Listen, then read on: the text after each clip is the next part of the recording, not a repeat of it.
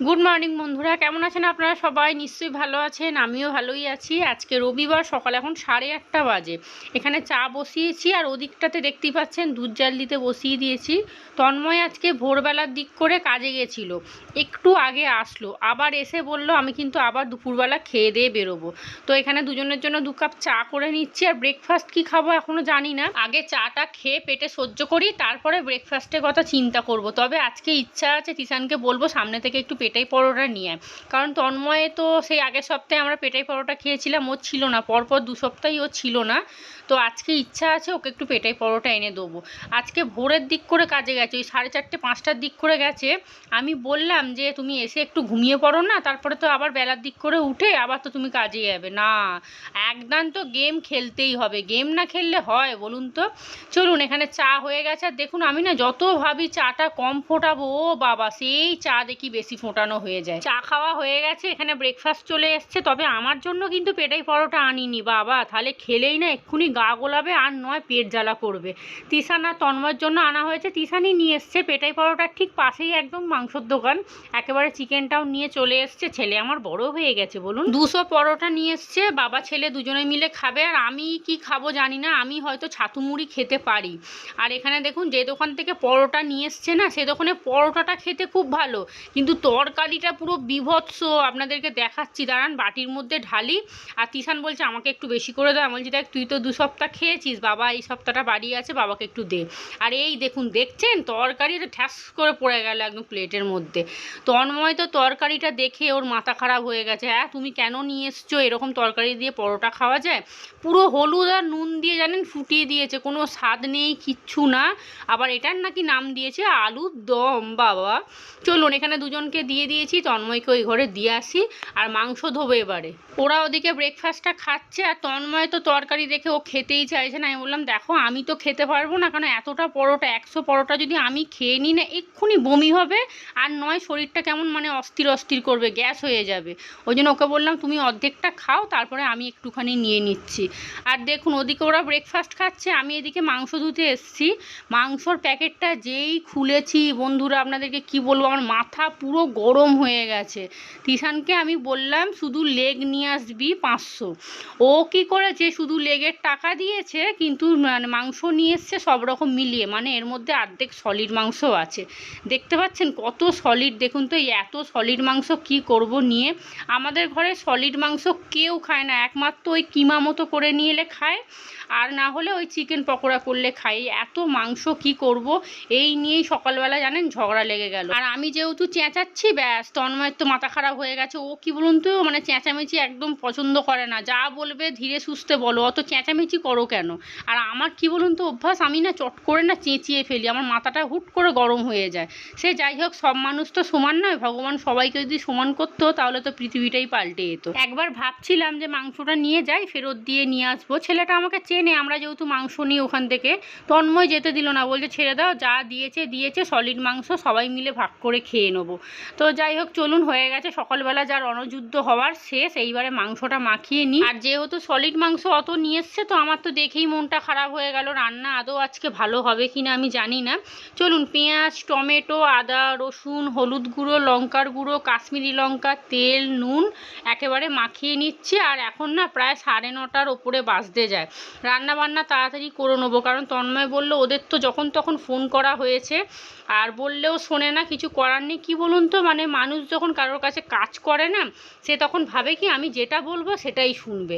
আর এও চুপচাপ, এও কিছু বলে না, সেই জন্য ওরাও এখন পার পেয়ে গেছে। চলুন, এখানে মাংস বসিয়ে দিয়েছি, আর বললাম না মাংস সলিড মাংস ভর্তি।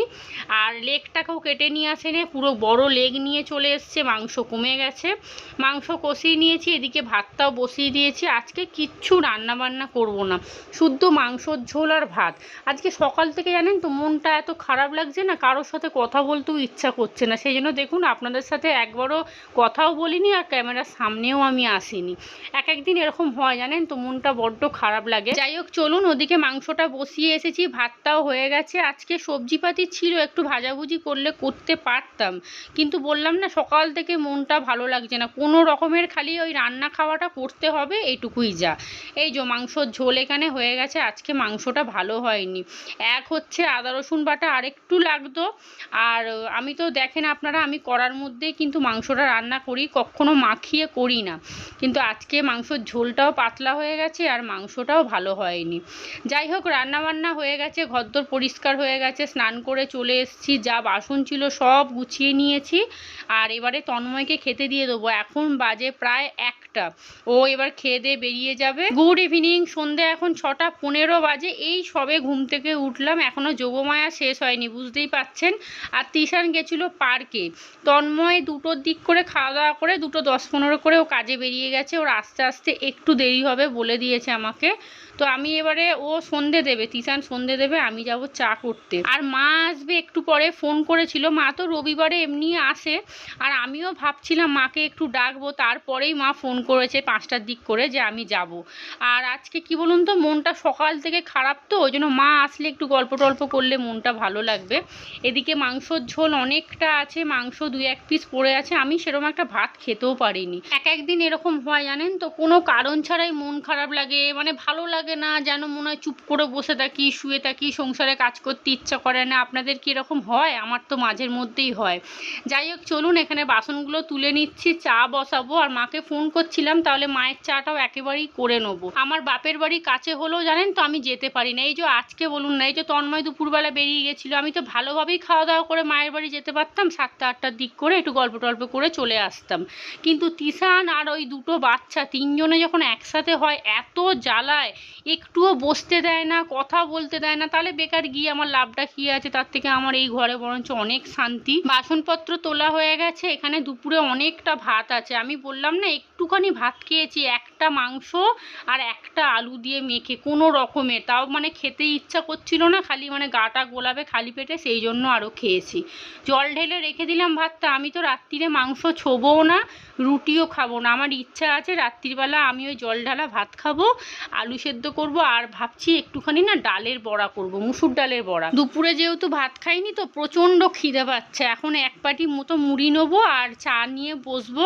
আর মা আসার সময় আবার চপ নিয়ে এসছে। আমি তো চপ খাবোই না, 3-4খানা চপ নিয়ে এসছে। আর আমাদের ওখানে জানেন তো একটা চপের দোকান আছে, চপের সাইজ দেখলেই মন ভরে যাবে, খেতে হবে না। আর এত বড় বড় করে চপগুলো, আর দামও খুব কম, আর স্বাদও খুব সুন্দর জানেন। মা ওখান থেকে চপ নিয়ে এসছে, আমার চাটা রেখে দিয়েছি। এই দেখুন চপের সাইজগুলো দেখেছেন খালি, আর খেতেও দুর্দান্ত জানেন তো। তো মাকে একটা দেবো আর তিশানকে দেবো, আমি তো খাবো না, রেখে দেবো তন্ময় আর মায়ের জন্য। আর দেখুন আজকে রাত্রিরে চাউমিন করব। তন্ময়কে ফোন করলাম, ও বললো রুটি আমি খাবো না, আমি ওই মাংস দিয়ে মুড়ি খেয়ে নেবো। আর মাংসর ঝোল যতটা আছে না, ওই মুড়ি খেয়ে তারপরে এদের দুজনের হবে না, মানে মায়ের আর তিশানের। সেই জন্য ভাবলাম তাহলে এক কাজ করি, ওদের দুজনের জন্য একটু চাউমিন করে নিই। বাসন কোসন সব মাজা হয়ে গেছে, প্রেসার কুকারে আমার জন্য আলু সেদ্ধ করে নিয়েছি। আর মুসুর ডালের বড়াটা করব, মুসুর ডালটা বাটিতে ভিজিয়ে রেখেছি। চলুন এবারে চাউমিনটা করে নিই। মুসুর ডালের বড়াটা একদম 10টার পরে ভাজবো, গরম গরম ভেজেই খেতে বসে যাব। আর তন্ময়ের আস্তে আস্তে 11টা বেজে যাবে। আমাকে বললো তোমরা খেয়ে শুয়ে পড়ো, আমি যাচ্ছি। ও তো এসে মুড়ি খাবে। আর চাউমিন না একটু বেশি করেই করেছি।